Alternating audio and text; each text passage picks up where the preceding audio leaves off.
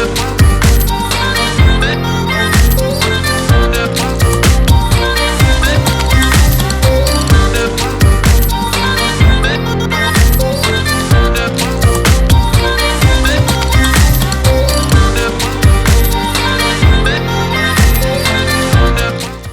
morning, good morning, good morning, and thank you for joining me on another episode of the Roundtable Talk Show.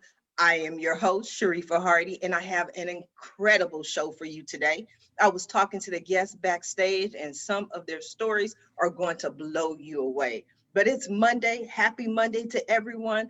I'm going to go ahead to invite you to do what I always invite you to do every day, Monday through Friday, and that is to go out and be an evangelist for the Roundtable Talk Show.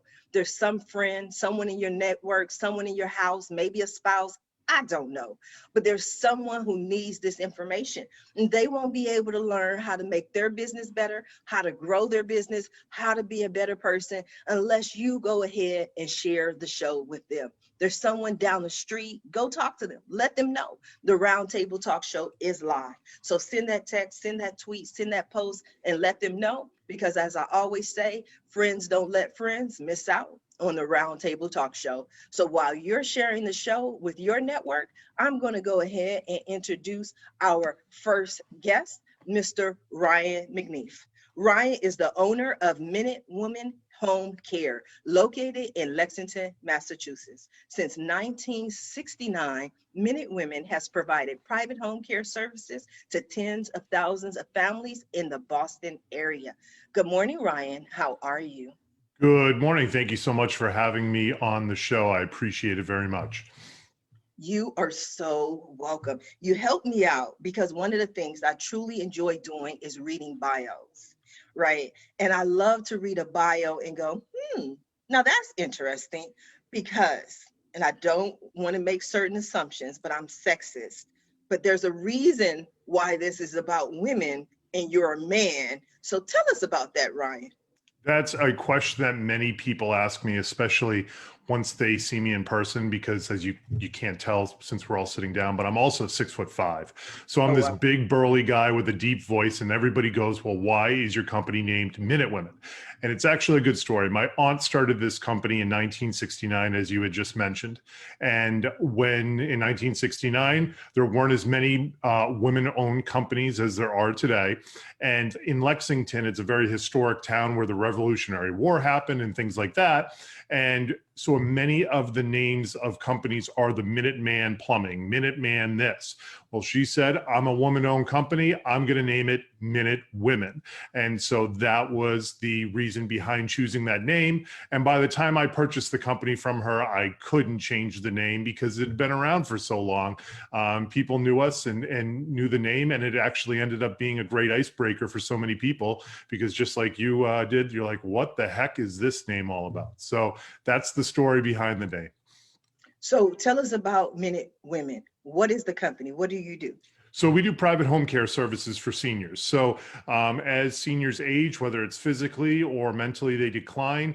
A lot of people want to stay at home and do not want to go into a nursing home. It's just a matter of the world we live in right now. And certainly that was the case pre-COVID, and certainly during COVID, that is even more the case. So we are a company that provides home health aides that go into their home and provide them help with their activities of daily living, which are generally some of the things that you and I take for granted every day, which would be anything from getting out of bed, making your bed, putting on clothes, showering, using the bathroom, cleaning up after the house, taking out the trash. And so this allows people that generally the 2 or 3 big things that people are calling us about are dementia issues, somebody's frail, or they have fall issues in the past. So they're just unsafe in their own home, but they want to stay at home. And so we provide and cater to those folks that want to be in their home and want to age in place. Wow. Okay. So I'm pretty sure you've been asked this question recently, but have you seen I Care a Lot on Netflix? I have not seen it, but I saw the trailer and it's in the queue to watch because it seems like a really, I don't know if I want to say a fun or a good movie. It seems kind of disturbing, but they seem to have made it somewhat entertaining. It looks like it's a battle of the ages right there between that younger lady and the senior lady. Yes, it was an excellent movie. And certain people, I had a guest who helped senior citizens retire, and that was her thing. I'm like, have you seen this movie? She's like, no. I'm like, you have to watch this movie because good, bad, okay, but it was a well-made movie. And it's about this lady who takes over the basically bank accounts and lives of senior citizens, and then she meets the wrong senior citizens. So I just wanted to know your views. So next question for you, Ryan. What made you decide to take over this business from your aunt? So that's actually a great question. I grew up locally in Massachusetts, and after college, I wanted to see greener pastures. So I moved out to Colorado so I could drink lots of craft beer and go snowboarding. And like many Massachusetts folks, and Reshma probably can attest to this being in Connecticut, they all seem to want to go down to Florida. So my parents retired down to Florida. Unfortunately, my mom got sick with terminal cancer within a few years of retirement, and I quit my job, rented out my condo, and moved down to be with her. I'm an only child. My dad and my mom were still married. And unfortunately, she didn't have very long, and I became quickly a family caregiver. And so after going through what I call the fire hose of information that gets sprayed on you, trying to cope with really bad news, understand what the heck's going on, and then trying to understand the different types of home care, the different hospices and things like that. My mom and I went through all of that. And, unfortunately these days, what brings families together is funerals and weddings, right? And that's where my aunt and I, who was providing support and being there as much as possible, started talking about what my next steps were going to be. And she had been looking to find somebody to take over Minute Women for quite a long period of time, and couldn't find anybody. And it just seemed like I had always wanted to be a business owner. I just didn't know what I was going to do. And it's one of those stories, one of those situations where it feels a little bit like fate, like my mom's last gift to me was the opportunity to be able to own my own business, help other people the way that I've been helped. Certainly, I wouldn't wish for the outcome that was going on, but trying to make lemonade out of lemons, it's one of those things where I never thought I would be back up in the Lexington area again. I had moved away and didn't think that I thought that kind of story was behind me. And life takes you on a weird journey of ups and downs. It's a roller coaster ride, and sometimes you just have to hang on for dear life. Wow, sorry to hear about your mom. That is Thank you. sad. There's definitely a blessing in this curse. Ryan, I am going to come back to you. I want to go ahead and introduce our next guest, the lovely Miss Stephanie Brown. Stephanie Brown of the Content Fixer. Her business helps new coaches, consultants, and course creators attract their ideal clients via social media. As a social media coach, she is all about mindset, messaging, and optimization. Prior to launching her business in August of 2020, she was a TV reporter and later a digital marketer, PR, social media strategist for a large college in North Carolina. Good morning, Stephanie. How are you? Good morning. I'm doing well. I hope you are. Oh, yes, I'm excited. I get to do my favorite thing, and that's to meet people and ask nosy questions. So I'm good. Yes, as a journalist, I can relate to that. So I love it. I was reading your bio and I saw that you launched this business in August of 2020. So in the middle of a global pandemic, when everybody is trying to figure out life, you're like, let me launch a business. Yes. So the story behind that, honestly, my mother, she is like the biggest boss woman that I know, right? And it's been awesome to have that as an example. She was first. She launched a business at the beginning of this pandemic in March. She launched a food truck that specializes in gluten-free soul food. And where is this? In North Carolina? No, this is actually in Maryland, in Montgomery County. That's where I'm originally from. Okay, well, let your mom know we need one of those in Long Beach, California. Just Yeah, a lot of people have been saying, yeah, come to this place, come to that place. But yeah, she launched a food truck brand new in March 2020, and she needed help with her social media. So I'm sitting here in my day job at the college and not particularly happy. Like, I just felt like it was time for me to move on, but I didn't know what exactly that would look like, especially in a pandemic. But I got to helping her with her social media, and I'm like, wait a minute, I can do this for other people. I know what I'm doing. And so I helped a couple more of my relatives and family friends that had businesses. And that's when I was like, okay, I need to kind of take this seriously. And a few months later, the Content Fixer was born. I like it, the Content Fixer. Why are you fixing the content? Because there's a lot of nuances about different social media platforms that everyone isn't aware of. Like, there's different ways that you should approach each social media platform. There's ways that you should tailor your content to your ideal client so that you're not just hearing crickets every time you post. So it's really about just helping people see what's working for them, what's not working, what they could be doing differently, and what they can stop wasting their time on. Okay, so tell us, what are the nuances quickly of each platform? Because one of the things that people tell me is, and I forget that I'm on Twitter and Instagram all the time. That's me. I love Facebook. I'm a Facebook person. I love the conversations. I love the communications. Like, I'm not a Twitter person because I prefer to talk. I don't like to write out these long conversations. So what are the different nuances for different platforms? Right. I'm so glad you mentioned your own preferences and how you like to show up too, because that's another thing I help my clients on. But really, it's understanding that, for instance, platforms like Instagram, those are really front facing. If you are not a person that likes to be on camera or talk like you do, Instagram is probably not for you, because it's pretty clear that in 2021, their algorithm favors that video content, those stories, lives, reels, IGTV. If you are someone that prefers to kind of be behind the scenes, there's platforms like Twitter and LinkedIn, where you can kind of have that text heavy content without having to speak on camera and be that front facing personality. But that's just the nuts and bolts of it right there. I could talk about this stuff all day, but that's the basis of it. Okay, well, we have more questions, but we're going to come back to you, Stephanie. I want to go ahead and introduce my next guest, the amazing Miss Laura Kriska. Laura is a leading cross-culture consultant with more than 30 years of experience bridging gaps in diverse workplaces. She has worked with Fortune 500 companies on 4 continents, helping thousands of professionals build trust across us versus them differences based on nationality, ethnicity, race, religion, age, or any factor of identity. Her We Building framework provides practical and actionable insights for creating a more inclusive and productive world. Good morning, Laura. How are you? Good morning. It's great to be here. And I love hearing from the 2 guests already. I can't wait to hear from everybody else. Yes. I need the business of we poster in the background. I just love that. Tell us, what is the business of we?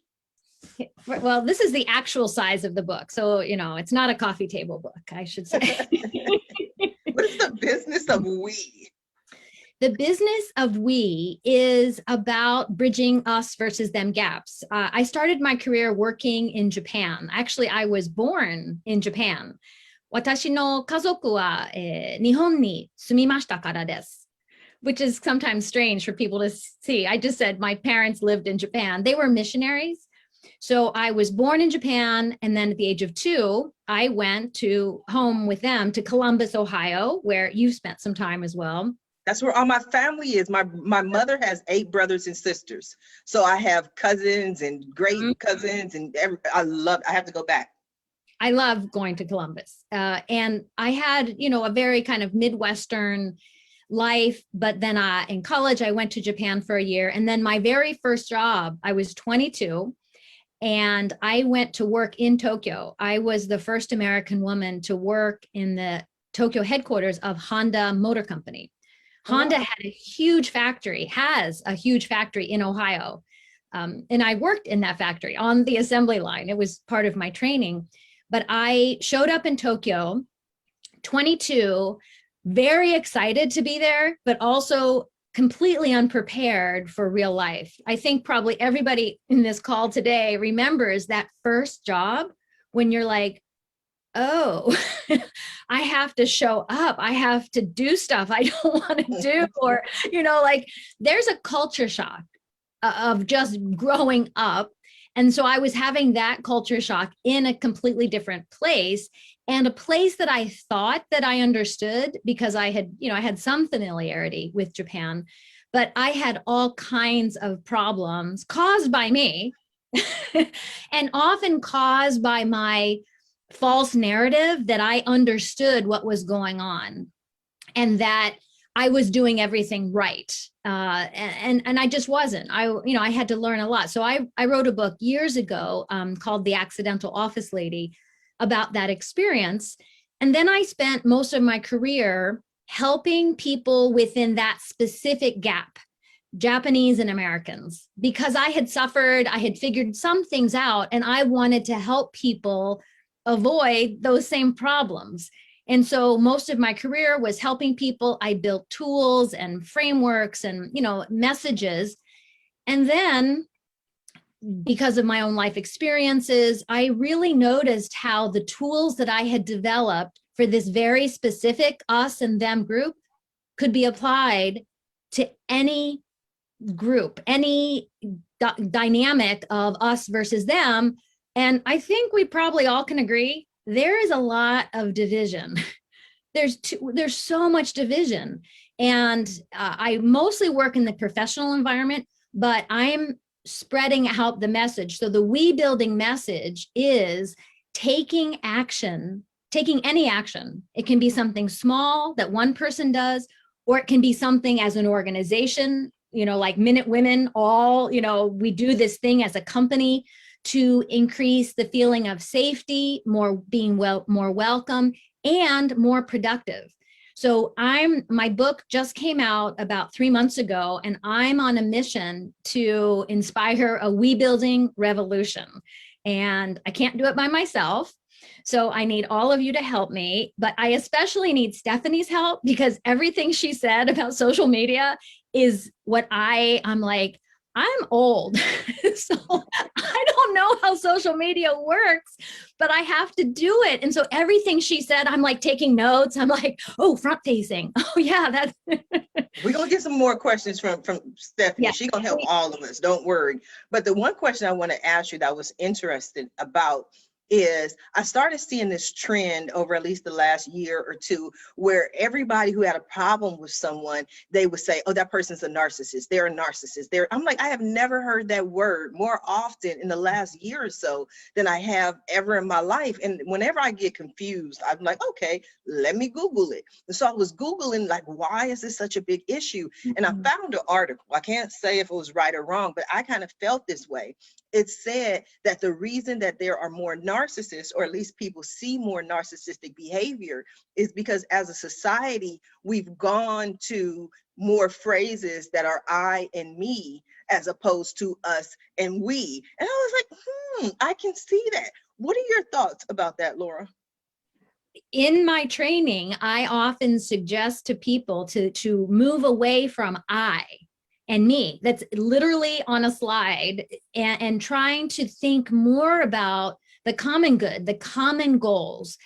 Any organization, the people in any organization have goals. You have mandates that you are trying to achieve. But if you're not in alignment with people around you, no matter what the industry, no matter what the company, no matter what the organization, if you're not in alignment with those others, you are not helping everyone. It might seem for a short time like you're benefiting me, my clients, or my salary, but ultimately, if the organization is not successful, everybody loses.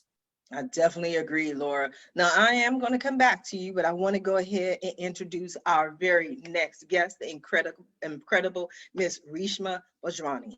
Reshma is an entrepreneur, founder of Flourish Bizcenter, and a published author, and has earned her BA in psychology, a master's in computer management, and an MBA. She is a money wisdom coach who works with courageous women who want to gain financial empowerment so that they can fulfill their dreams and live the life they deserve. Good morning, Reshma. How are you? Good morning. I'm good, and thank you for having me in this talk show. You are so welcome. Are you feeling better? Are you feeling more comfortable? I'm getting there. Yeah, because I was going to call you first, and I was like, don't do that to Reshma. Don't do that to her. Let her at least get her feet wet, get in the conversation first. So, Reshma, tell us about yourself. Who are you, and what are you passionate about? I'm a money wisdom coach and the author of the book Pandemic Budgeting and Finances: How to Use Piggy Banks and Stop Counting Sheep, and it's now available on Amazon. Um, I am a huge um, advocate of financial literacy, and that's how I became a money wisdom coach today, because when I was 13, my dad died of a heart attack, and he had a life insurance policy, but my mom was like, had no idea how to handle finances. So she wasn't able to take over the life insurance money. And so in India, we live together like joint family, and that's where I'm from originally. So my uncle took over the money and managing the funds. And so in spite of it being our money, we were dependent on him of the monthly income when he gives, if he gives. And then he also had like hidden agendas of wanting to put that in stocks and bonds to make interest for himself, because we got a lump sum. It wasn't too much, but still we were dependent on them. So that's where my journey started, of wanting to be independent financially and learn how to save and do my own um, create my own bank account and all that, because of what I saw through my mom's. And so I started. So when as soon as I became 16, I went and got a part-time jobs to start learning all this. And I started saving money, and that gives you confidence and empowers you, and you feel good about yourself. And then fast forward 10 years from then, when I was 26, I'd collected a good amount in Indian rupees. But during my wedding, that helped my mom, because we went from well-to-do to like middle class or lower middle class as soon as my dad died, like overnight shift in our uh, you know uh, financial status. So so I helped her, and I gave her a big a lump sum. I don't remember how much it was, but that was like huge for my mom. And she was able to like paint the house, so it was a good amount. And then so that's how. And my marriage was a arranged marriage, and that's how I came to the US with an absolute stranger. I knew him only 3 days, but unfortunately he landed up being a mental abuser. So I had to leave in 2 years.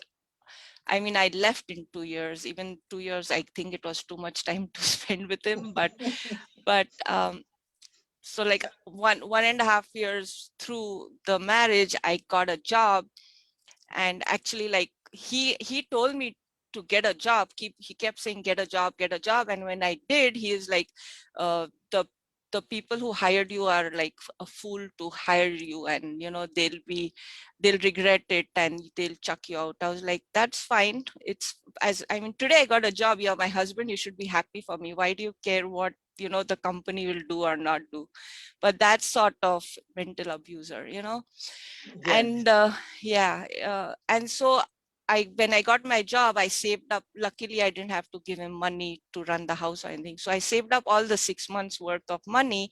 So I had my freedom fund, which helped me to leave the marriage. Otherwise, I would have maybe stuck with him for the rest of my life. And plus, being from India, divorces are not common, especially 20 years back. It wasn't. So also, like, didn't care about the society or what the world has to say, and I said yes to myself first and put myself first, and I divorced. But I like was you, able. Reshma. I like you. You that kind of person. You were never going to be stuck anywhere. I can just tell because I'm listening to you and I'm like, wait a minute. You got a divorce? Divorces are not common in your culture, and especially after 2 years. Because I thought that was just me. I've been divorced twice. Each of my marriage lasted 2 years. I don't have a 7-year itch. I got a 2-year itch. After 2 years, it's not working. It's nice. God bless you, and goodbye. Reshma, I have so many more questions. I thought we were going in a different direction, but I have some questions for you. I'm going to come back to you. I want to go ahead and introduce our next guest. We're going to be talking about the Nifsa Institute. Nifsa is a respected global educator devoted to expanding human consciousness, influencing more than 150,000 people through workshops, speeches, and training. With 20 years of unrivaled expertise, she is an expert in meditation, breathing, and behavioral sciences. She's also the author who has authored 11 books, 11 books on the bestseller list, is the founding president and leader teacher of Nifsa Institute and Breath Coaching Federation, the vice president of Behavioral Sciences University, and lecturer at different schools around the world. Good morning, Nifsa. How are you? You're on mute, dear. You're on mute. Hi, everyone. Hi from London. It's my afternoon. Good morning to you. Good afternoon to me. Good afternoon to you. Thank you for joining us. Your bio is Thank you for having me here. Absolutely. You're a good fit for the group today. Tell us about yourself. Who are you and what are you passionate about? Yeah, I'm passionate about supporting people in power in all areas of life. And I've been working on behavioral sciences for over 20 plus years, mainly focusing on my expertise is on behavioral sciences and breathing behaviors, learned dysfunctional breathing behaviors, and learned dysfunctional thinking behaviors. So my topics are very much aligned with all of you here. And I'm very passionate about people, humans. I love supporting humans and I love being with humans. Since the pandemic, I haven't been able to organize any live sessions or trainings. So I shifted to digital programs. We have founded the world's first guided meditation and breathwork meditation app. There are a lot of meditation apps, guided meditation apps, but BreathHub is the first guided meditation and breathwork app. So we are mainly focusing on breathing and breathwork and breathing exercises and helping people with hundreds of different sessions, breathing analysis, some scientific research, with some scientific information as well on clearing dysfunctional breathing habits that are the cause of more than 200 symptoms, migraines and headaches and anxiety, panic attack, ADD, ADHD, hypertension problems, pain problems, attention deficit disorders, even some problems in the heart are related to dysfunctional breathing habits. And the statistics show that there are more than 30,000, there are more than 30, there are more than, people living in the world, 30% of the people living right now in the world has dysfunctional breathing habits. I'm originally from Turkey. I'm Turkish and I have been giving trainings in Turkey and also on the digital programs, and right now working with different schools, NHS, primary schools, secondary schools over here in London as well. Yeah. Okay, so one of the things that you didn't have an opportunity to see is that Reshma and I were doing some breath work prior to the show starting. We were doing the breathing techniques. We were working on it. Now, you mentioned this dysfunctional breathing. Yeah. Now, I'm just looking at you. You look like the kind of person who knows what they're talking about. So I believe you, right? But the other side of me is going, okay, but it's breathing, isn't it? Didn't we learn how to breathe when we were born? You know what I mean? Breathe in, breathe out. Yeah. How do people have dysfunction with something that comes so natural? Yeah, I think that's a great question. And how I can explain is that like behavioral habits, dysfunctional behavioral habits are like, for example, there are some postural dysfunctional behavioral habits. And that's like if, you know, you're during the day, if you're working and you're just leaning forwards the whole day, you might have some neck issues due to that. And leaning forward throughout the whole day is a dysfunctional behavioral habit. That's a dysfunctional posture habit. So just like that, we learn dysfunctional breathing habits. And that's a great question, because there are a lot of people who are like, why do I need breathing techniques? Why do I even need to work on my breathing? Because breathing and respiration are not the same thing. So what you're saying is true for respiration. If you're alive, you probably have a healthy respiration system, because if you didn't have a healthy respiration system, you would die. Or, with respiration, I mean, people who have respiration problems, they have problems, real problems with their lungs, with their breathing, but it doesn't mean that you have a great breathing habit. It doesn't mean that, we are all respirating, but we are not all breathing healthy. And depending on what age we are, and depending on our, how much exercise we're doing, what we're doing throughout the day, just like postural habits, just like people learn tics, their body learns tics and they do like this the whole day. And then you tell them don't do it. And they're like, I'm not doing it. My body is doing it. Or, the way you use your hands, the way you walk, the way you sit, these are all learned habits. And breathing is also habitual. So like all habits, like postural habits, which leads to postural dysfunctional, pain in the body. And, that's why we need chiropractitioners. It's the same thing. That's why we need breath coaches. That's why we need people who can analyze breathing habits and support us on breathing behavior. And there was a research a few years ago in New York, in all the hospitals in New York, and they found out that over 70% of the people who called 911 were just having problems because of dysfunctional breathing habits. They were having, panic attacks. They were, fainting or having problems which seemed like heart attacks, but they were just going into respiratory alkalosis because of some dysfunctional breathing habit. And the symptoms that are, caused because of dysfunctional breathing habits right now are unrecognized, and that's the main problem. Like, for example, you go to a doctor and you have migraine, and I don't think they check your breathing. They check many other things, but then 90% of the unexplained symptoms people have are said to be because of dysfunctional breathing habits. So the stress-related symptoms we have, pain in the body, panic attack, fear, negative feelings, anxiety, attention deficit problems are very much related to dysfunctional breathing habits. And we can heal those, you know, without prescriptive medicine, just by Yes. working on our breathing. I think that's the most important thing. Yes, absolutely. I would agree. But I also feel, because I'm going to go over to Reshma real quick, is that we have to take away a lot of the stress. And Reshma, you in your book, Budgeting in a Pandemic, most people in this pandemic, like for me, the last thing I want to think about is a budget. I was trying to figure out everything else. How do you tell us about coming up with a budget during a pandemic? Yeah, during the pandemic, in fact, it's even more important to have your emergency budget in place. And there's a difference between budget and emergency budget.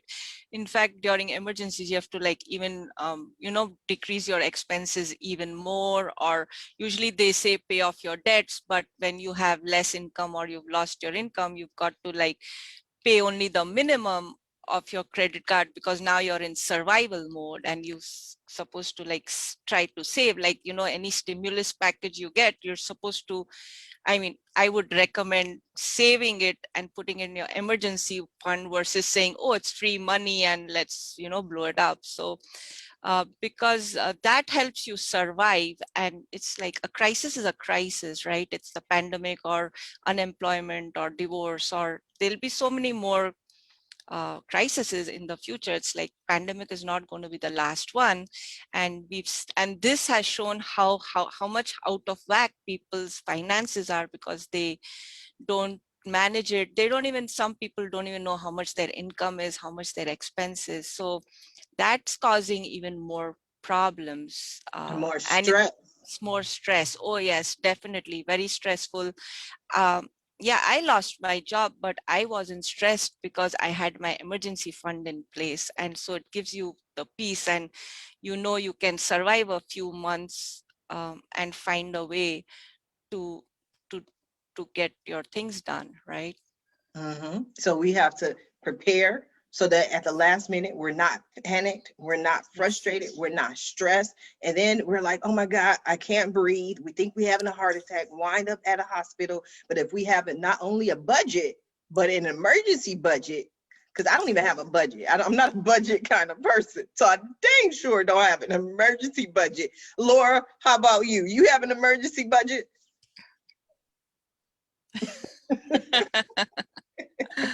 Next guest. I'm awful, but I have the benefit of being married to a person, and he is on the ball. And I hate to, I'm just so embarrassed to be admitting this. And Reshma, I'm going to be calling you as well. I'm going to call Stephanie and Reshma after this. I default to that stereotypical female role. I let my husband handle it all. And I hate to tell you that that's the truth about me. And I just don't like it. I feel deeply uncomfortable with it. So I rely on him for all of that. And I'm embarrassed, and no person, young woman, should follow my choices ever. Laura, now that sounds good, but are you going to change? Somehow I don't see you changing. No, I want to be more involved, and I'm inspired to do better. I over the years, it's like one of those things. It's like, I can't believe I've become that person, but I am that person. We have 3 children, and I have a job, and it's busy, and so you prioritize your things, and I've never put that as a priority. And I officially, publicly state that I'm embarrassed about that, and I want to change it. Okay, so we're going to bring you back in 6 months or 2 months or 3 months to see if you actually follow through and made that change, though, because I feel that you're sincere. However, I feel like you're more like me, and that I'm just like, that's how I am, especially at 45. I'll be 45 on the 31st. I'm more like, that's me. I'm just, that's who I am. Ryan, do you have an emergency budget? Oh yeah. I quickly realized that the vast majority of stress that I had through my business was related to the what ifs late at night. If this happens, do I have enough money for X, Y, and Z?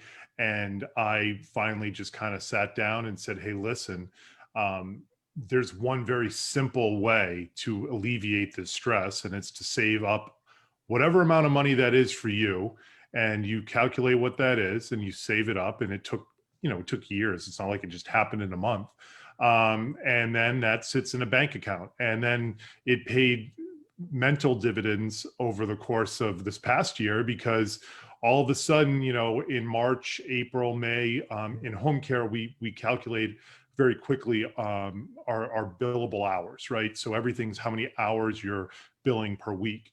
And when those billable hours crashed pretty hard, it certainly wasn't good. It's not like I was skipping down the street, whistling, but you sat there and said, hey, listen, I think I can ride out this storm. I think I'm okay. And that's where having that emergency fund and that budgeting really made me feel comfortable. Wonderful. Stephanie, you know what I'm going to ask. Did you have that emergency budget? I did before August 2020, when I quit my job during a pandemic. But you know what? Like, I blew through that, and it was an emergency. I had to get out of my job. I was waking up every day, like, stressed out that I had this business that I was so passionate about, and I was stuck in this 9-to-5 doing everything that everybody else wanted me to do. And it just drove me nuts. Every day I was waking up super stressed. So that money was it was an emergency for me to get out and finally launch this thing, so I could stop just belaboring over the what if I launch it and what could happen. I was like, you know what, I'm doing it. So, a couple months later now, or 6 months later now, I'm slowly building that back up, which is kind of hard because I'm also getting married in October. So that's where all of my money is going right now. But yeah, it's a work in progress to build it up. But I was definitely taught that growing up to have that emergency money because you never know what comes up. So God willing, nothing comes up in the next couple of months because I'm going to be like Laura, relying on this one on the other side of the yeah. No, I don't mind. I like that. I like that. I like that a lot. Could I ask a question? Yes. Yeah, so Stephanie, because you had your emergency fund, is that what helped you to take this big step of transitioning and taking the courage to leave your job and start your business? Absolutely. Yeah, if I didn't have that money saved up, it wouldn't have been feasible. But I also can't discredit the value of having a supportive partner.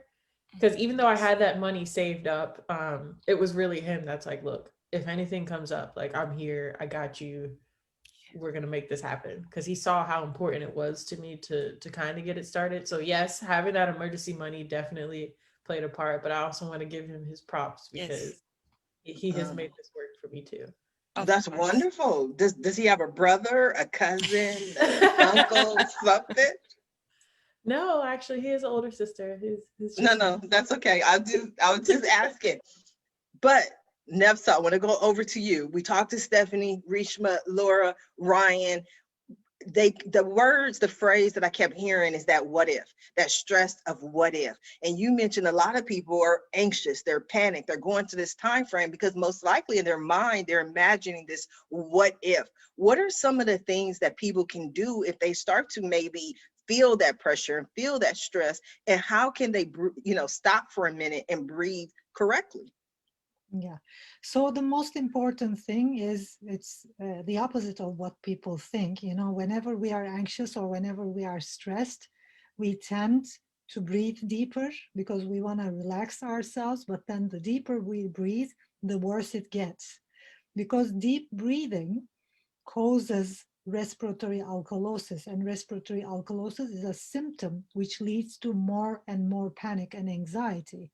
So it's very much important whenever we feel anxious and stressed, and whenever we feel anxiety, and especially at the times we are finding it hard to control our anxiety, it's very important to just start breathing through the nose, in and out, control your breathing. Stop deeply breathing, because whenever we go into respiratory alkalosis, our carbon dioxide level drops down.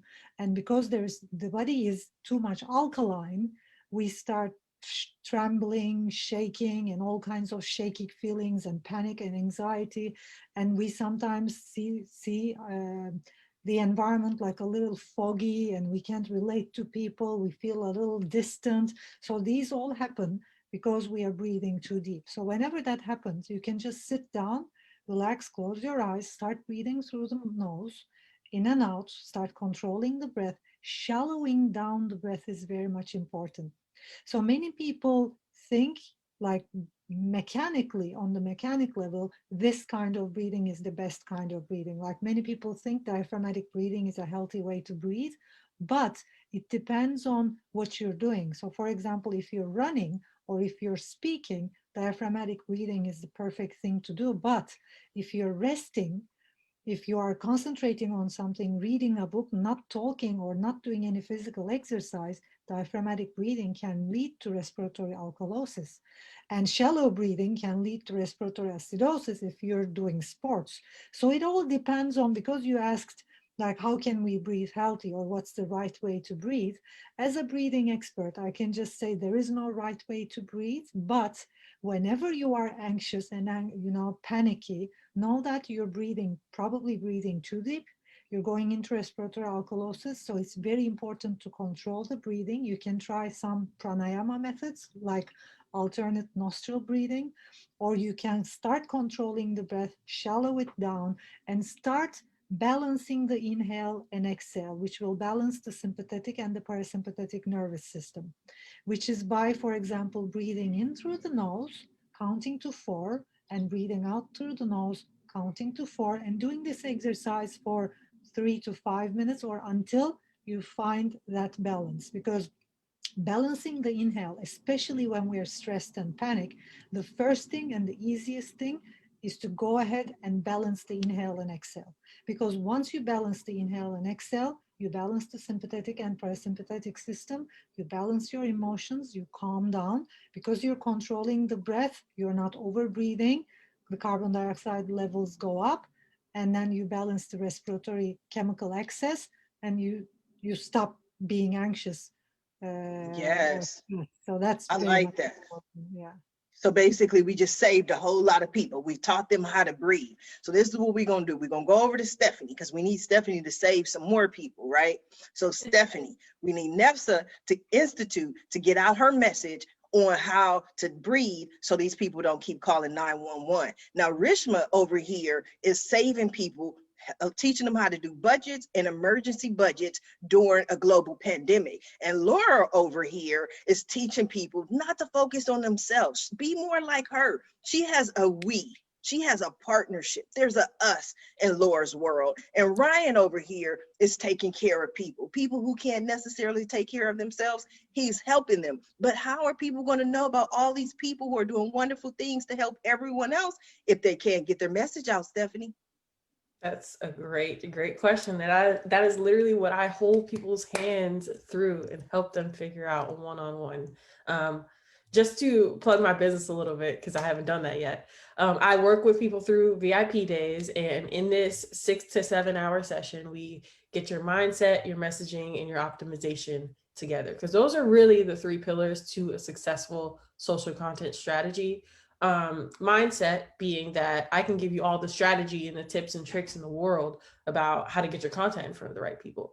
But if you're not here with it, if you have some issues with imposter syndrome or issues surrounding visibility, being present on social media, because I know that is something that a lot of people are anxious about, none of the strategies are going to work. You're going to know what to do, but you're not going to have that drive or ability to actually show up the way you need to. So that's the first part. And then we get laser focused on your messaging. We get clear on who is that one ideal client that you serve. What are the life stages? Where are they at when they are needing you as a coach to help them? What's the transformation that you are, what's the point A to point B that you're getting them to? And then, all the tips and tricks there about how to really reach your client and how to tailor your content so that people are like, I have no choice. I need to work with you. You're the perfect person for what I'm going through right now. And then of course, optimization, that's when you really get into how the different algorithms for the different social platforms work and how to get that content that you're spending all this time and effort on actually in front of the people that you want to serve. So yeah, those are the 3 pillars to a successful strategy. I like that. And Ryan, go ahead, Laura. Go ahead, Laura. So Stephanie, so I've just been learning about all this stuff. I've written a book and I'm trying to share this. What is your opinion of doing like free webinars and things like that? Free webinars are awesome, and social media is a great way to push to those free webinars. Because if I'm understanding correctly, you're probably using this as like a lead generator, right? People sign up for this free webinar and then they join your mailing list. Yeah, so yeah, social media is a great way to plug that. There's this cardinal rule that I tell all of my clients, potential clients, anyone hopping across my social media, and that's that every piece of content that you put out should have a call to action. You should be driving them to somewhere, because the last thing you want, you don't know where that piece of content is going to end up. You don't want someone to happen across your content and they don't know what to do next or how to connect with you or how to further along in that lead journey from cold to hot lead.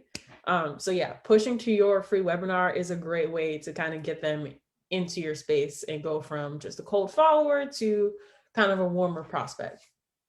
Yes, excellent advice, Laura. That was an excellent question. I definitely agree with Stephanie. One of the things as a business consultant that I see, especially on websites, is that there is no call to action. And usually the call to action will make the difference between just having a visitor and having a client or having a customer, because when they just show up at your website, it's what is it that you want me to do? When they're showing up at your social media, what is it that you want me to do? So you have to tell them what you want them to do in order for them to move forward. So what happens if you don't have a call to action, you'll sit up there and do a million webinars and not get the results you want and be frustrated and go, oh, but Stephanie said this webinar will work. But what is it that you want to push them to in order to get the results? Free is wonderful, but it has to go somewhere. Ryan, I see you over there nodding. The question I have for you is, do you feel, especially being that this is men and women, a sense of imposter syndrome? Or are you,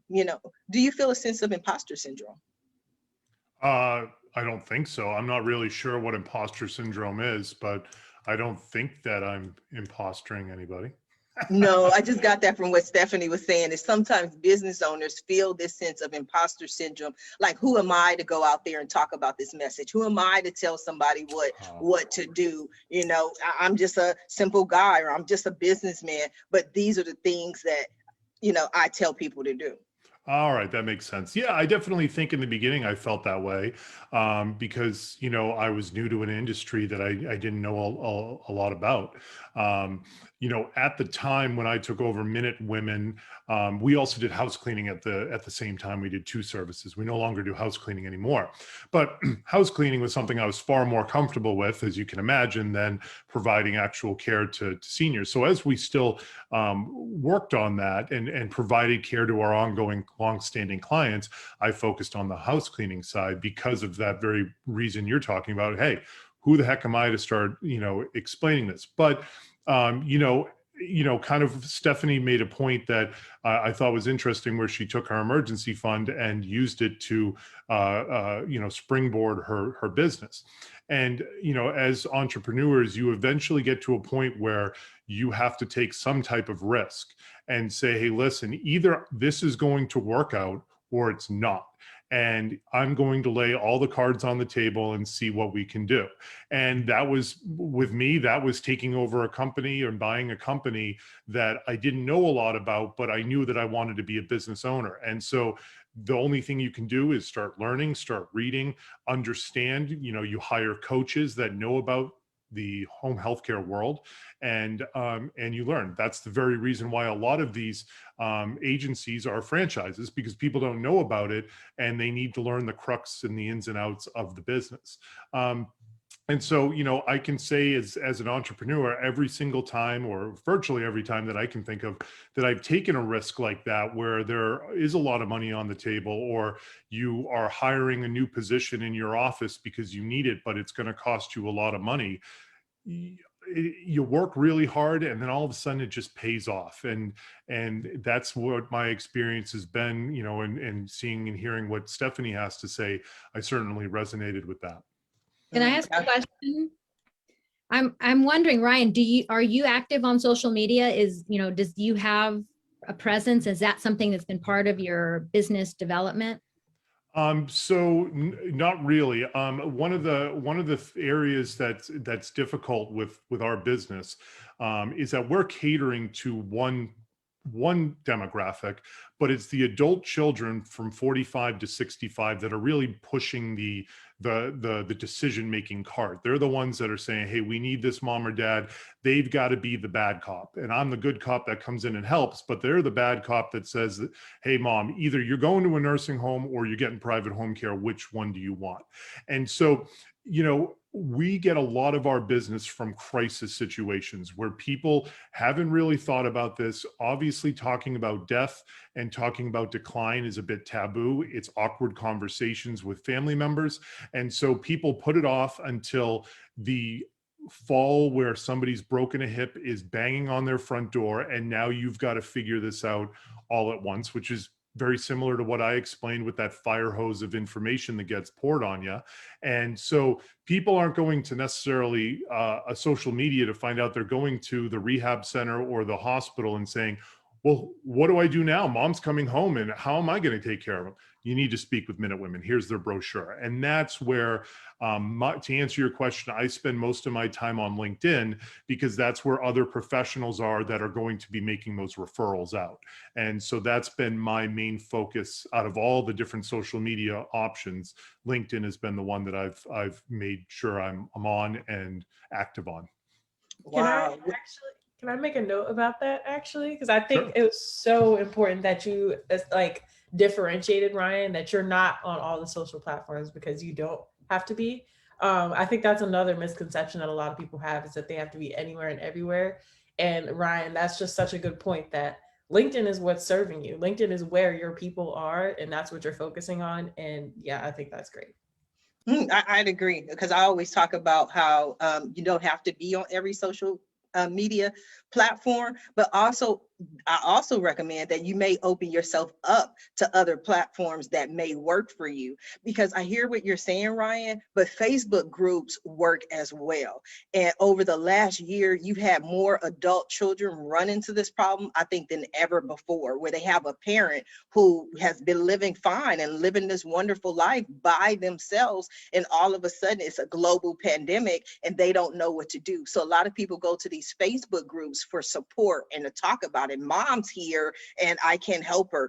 And so you may be able to build some relationships as well. But again, like Stephanie said, I just recommend doing what's comfortable for you and works well for you. And I started off the conversation by saying, I have an Instagram, I have a Twitter, I'm hardly ever on them. I love Facebook because of the groups and because of the conversations and the people that I know, but we have to find what works for us. Now we are coming down to the last few minutes of the show, and what I love to do at the end of every show is just simply allow my guests the opportunity to speak directly to the audience, to everyone who is watching this show live, as well as everyone who is watching in the archives, and let them know what you want them to take away from your appearance here today. And on today's show, we have a lot of talkers. I love talkers, but we have 5 minutes left on the show. So we want to keep it brief and short. But Laura, what do you want people to take away from your appearance here today? Well, thank you for having me. I want to help build unity in our country and in our world. And so if you are somebody who's sick and tired of the division, then I hope you will take a look at the book, The Business of We, and it has concrete tools that will help you today start to bridge gaps that are relevant in your life. Thank you. Yes. And where can people find you, Laura? I have a website and I'm on all the social media with using my name, and Amazon and retailers have my book. Absolutely. Thank you. Reshma, what do you have for us quickly? I wanted to say that awareness is key, and having the skill set, the budgeting skill set, and having it as a tool in your back pocket is very helpful, because when there is an emergency, you know how to use it, even if you don't do it on a daily basis, or you have your spouse to do it or anything like that, but it empowers you. And I teach, because I know people don't like finances. I teach it like I have a visual program, so I use a lot of visuals, and my program is also called Fun, because for me finances is fun, so I want to make it fun and take away that, the edge of, being afraid of fear of money and things like that. So I have my one-on-one coaching program, so you can find out more about that on my. I have my website, flourishbizcenter.com, and I'm on Facebook with Reshma Bhojwani, LinkedIn also with Reshma Bhojwani. So you can reach me out, and I'll be happy to chat with anybody and everybody, just even if it's just to get to know each other and just be friends and create a relationship. Absolutely. Absolutely. Thank you, Reshma. Nefsa, what do you have for us? You're on mute. Yeah.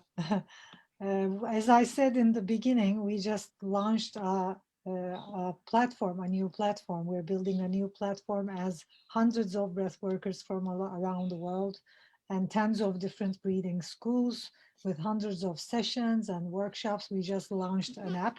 It's called Breath Hub. And it's a huge responsibility because people are doing one-on-one sessions by their own. So it was very important for me to build the community with experts, and we did that. We have brought together world's most advanced experts. Like there are tens of different people from the United States as well. One of them is Jim Morningstar, clinic psychologist. One of them is Peter Litchfield, again, clinic psychologist. They have been involved in breathing and breathwork and breathing sciences for over 45 years. And we have hundreds of different sessions. People can also get breathing analysis to check if they have dysfunctional breathing habits or not. Of course, I'm a very dedicated teacher, and my last message would be, I would encourage everyone to breathe better and live better. If you can commit just 5 minutes of your day to practicing breath work, your whole health will change. You can boost your immune system, you can boost your energy, you can concentrate more, focus more, and it's much more effective than meditation. And breath work Yes. is actually for people who can't meditate. So if you're having a hard time meditating, maybe you have a dysfunctional breathing habit you first have to figure out or work on. Thank you for having me here. You're And I so hope to welcome. see everyone on Breath Up platform. Yes, Breath Hub platform. Thank you. Ryan, what do you have for us? Well, I'm a very super local company. So, I mean, if you do happen to be in the Boston area and need home care, you can go to Minute Women. For a more broad suggestion, I have no financial relationship with this company, but a nonprofit called Five Wishes, and you donate $5 and you get a download that allows you to very easily do legal advance directives with you and your family. That way, it's a little bit of planning that goes a long way. It's worth the $5, and you get to have a conversation with your loved ones on what they want with their advanced directives. Like I said before, a lot of times we work with families who are in a crisis situation, and this little bit of help will go a long way when that crisis, unfortunately, may come to your doorstep. Is that what you talk about on your podcast? I mean, on the podcast is called Caregivers Toolbox. We've talked about Five Wishes, but the Caregivers Toolbox is all about different senior care topics. So it's something that you can check out if you'd like to do that as well. Thank you, Ryan. Stephanie, what do you have for us? I just want to say you do not have to be on every social platform. You do not have to post 3 million times a day. You can build a social strategy and attract your dream clients just by being your authentic self. In fact, your people need you to show up as yourself to give them permission to show up as themselves. So if you are ready to stop hiding on social media and get past that overwhelm and that burnout and that procrastination, you can find me at thecontentfixer.co. That's my website. Also my Instagram, also my TikTok, pretty much everywhere, thecontentfixer.co. I would love to help you get started with really shining on social media. Yes, fix that content. That way you can turn those visitors into clients or customers.